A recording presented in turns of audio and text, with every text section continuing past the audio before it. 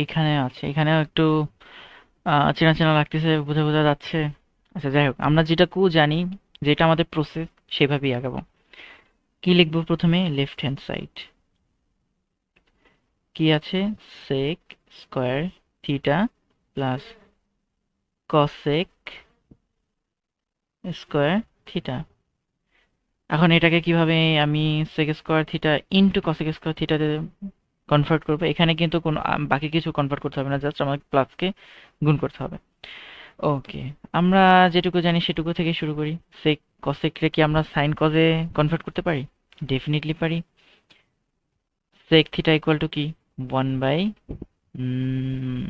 কস theta, cos square theta, যেহেতু এখানে square আছে এখানেও স্কোয়ার আসবে, প্লাস কসেক স্কোয়ারকে আমরা লিখতে পারি 1 by sine square theta. Okay, so লসাগু নিলাম আমরা, sine square theta into cos square theta. এখান থেকে আসবে কোনটা? এখানে উপরে আসবে সাইন স্কোয়ার থিটা, প্লাস এখান থেকে আসবে কস স্কোয়ার থিটা, কস স্কোয়ার থিটা। এই দুইটা যোগ, যোগের সূত্র কি আছে? আমরা 1 জানি। Sine square theta plus cos square theta equal to 1 আমরা জানি।